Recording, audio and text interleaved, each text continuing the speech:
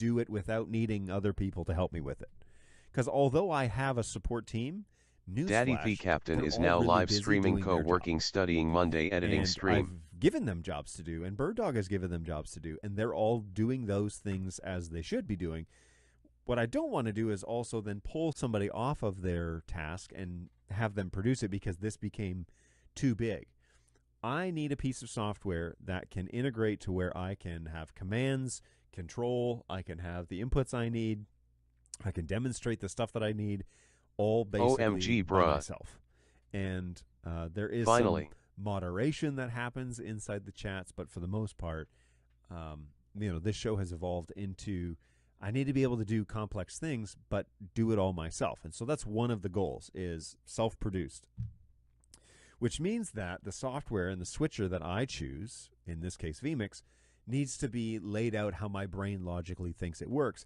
And the contrast between OBS, okay, they have inside OBS, if you're familiar at all with it, but just briefly, they have a list of scenes, and then inside the scenes, they have a list of things that are associated with that scene.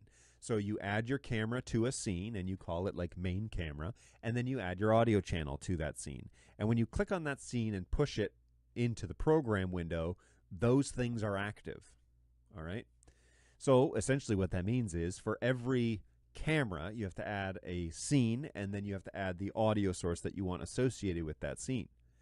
And it works that way based on scenes. You call scenes and you transition them over, you fade or cut or whatever you want to do, and the things that are within that scene are then active. That's fine. It takes a fair bit of ironing out. I'll put it that way. It takes a fair bit of logically thinking through, when I go to this shot, I need these things happening, okay? So, for example, what if you need to play music in the background, or what if you need to show a video that's being shown to the audience, or all of that? You need these microphones to be muted, but you need the audio coming in from the computer. That's a different scene layout, right? Okay. Now fast forward to Wirecast. Wirecast is built on these layers, which is kind of nice because you can have an audio layer on the bottom. Then you can have your video layer, and then you can have your overlays. So anything that's in the overlay will obviously take precedence, but you can leave the microphone on regardless of what overlay or regardless of what's happening on the higher layers. Okay, so this isn't basically building scenes, but it's building these layers where you can control which audio inputs, which camera angles, and then which overlays are all happening. And you can organize that how you want.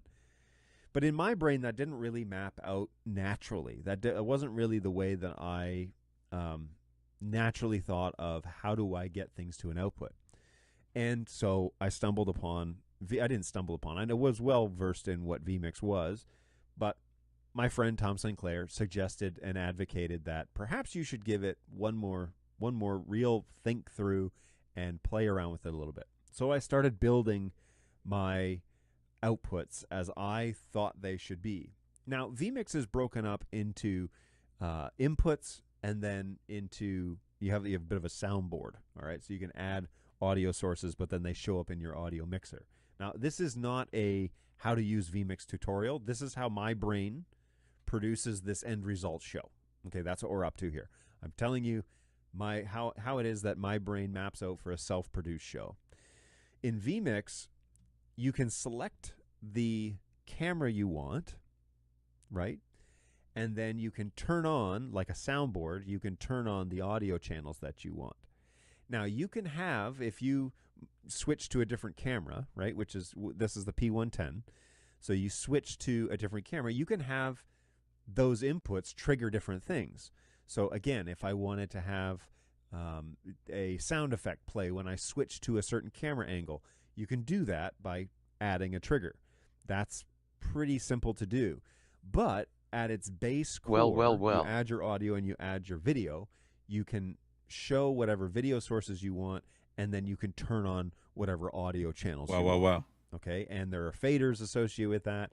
There are mute buttons, and there are, sourcing it out to the master mix, and there are audio buses, and there, if you know what that is, and there are a bunch of routing options. It can get as complex as you want, but at the base core, there is a video side and there's an audio side. What are you showing? And then what are you hearing? And as I have said on numerous occasions, audio is king when it comes to video. And so, ironically, so if you're going to stream anything, you really need to have full, tangible control over the audio functions. And from my experiences with OBS, I'm actually still using OBS in a couple of other places. Especially, we just updated to the latest version, which, potato at this point.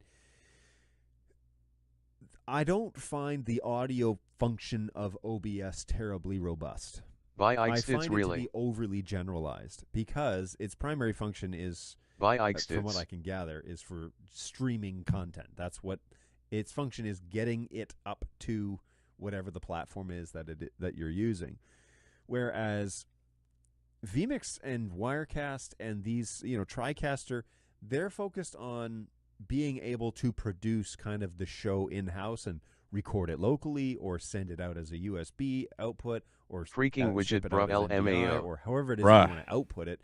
It does those things with excellence too, but its number one function is to bring in the sources and output the show as it is that you want to create it.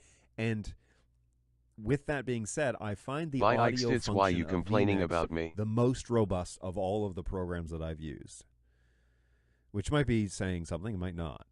But in terms of control and levels and accuracy, in terms of decibels and all of that, vMix seems to be by far ahead of the game when it comes to audio, which isn't necessarily something that a lot of people do well, right? And so bringing in high-quality audio from high-quality mixers and microphones and rigs and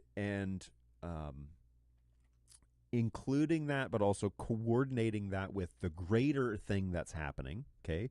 So the video element, the presentation element, the audio element, all of these things that are happening simultaneously, the audio piece does seem to be the most robust, which I actually advocate for vMix because of that.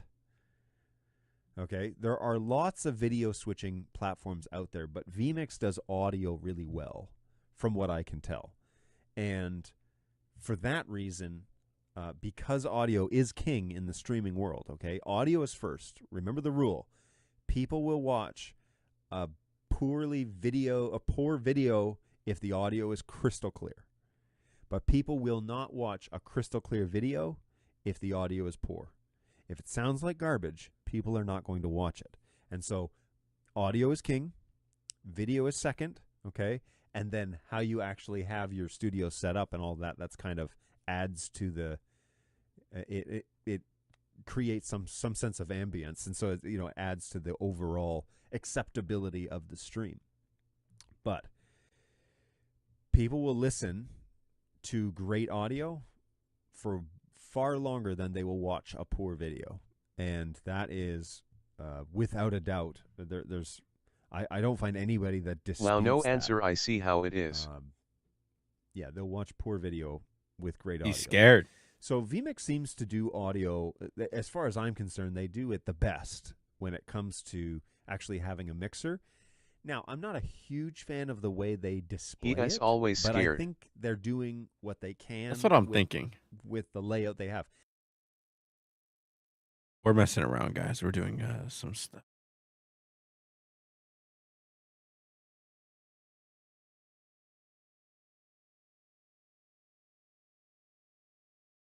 Bruh, I just got back, LOL.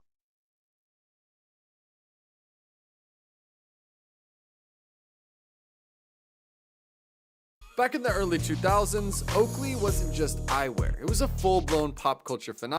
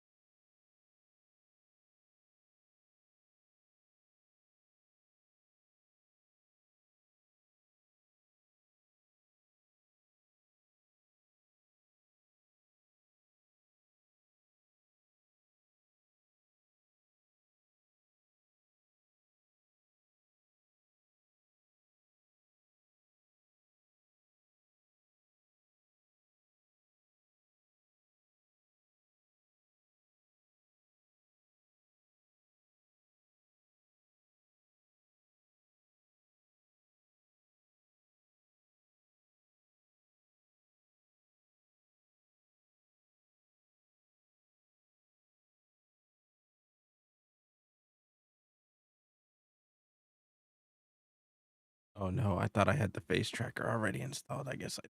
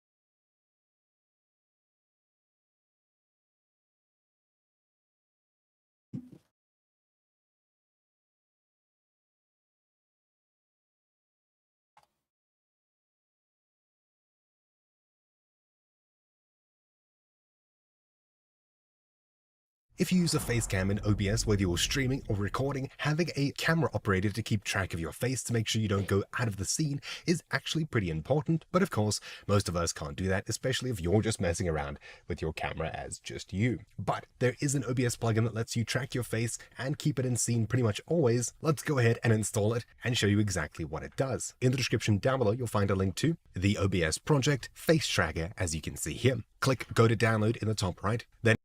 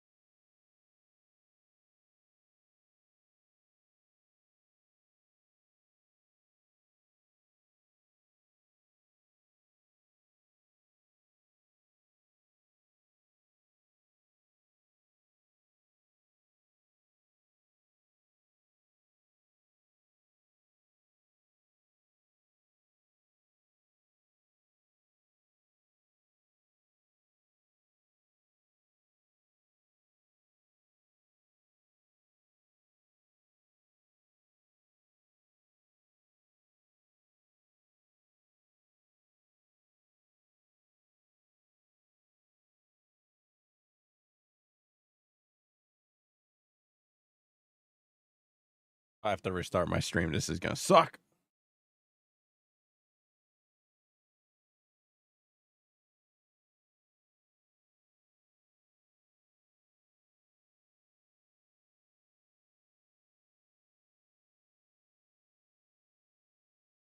Macy. Brings me to my next question. Why didn't I not hear that TTS just a moment ago?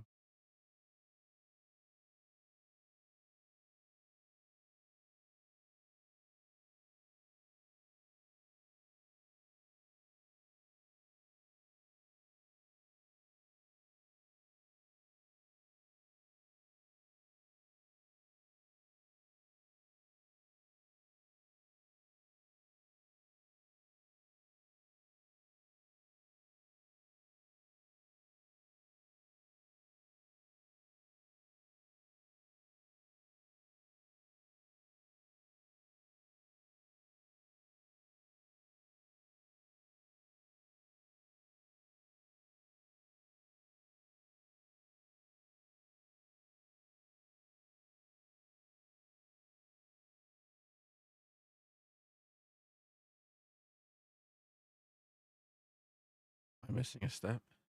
Then scroll with your system. For example, mine will be Windows all the way at the bottom here. Yours will likely be too. If your version isn't listed, the latest version will probably work anyways, so that's what I'll be downloading. Once the file's downloaded, open it up, and you'll see these two folders. We'll need to manually install it. So navigate across to where OBS is installed, which is usually C, Program Files, not 86, OBS, as you can see here, OBS Studio, and this is the folder that we need to drag the files into in order to install it. So we'll drag out Data and OBS plugins into this folder here and merge them as such. There we go. Continue. Do this for all. Continue. And there we go. The plugin is now installed. Right, so once you've got it installed, we can go ahead and reopen OBS. Do note you'll need to restart it completely. Fuck. And now when it pops All up, right, I'm gonna restart OBS.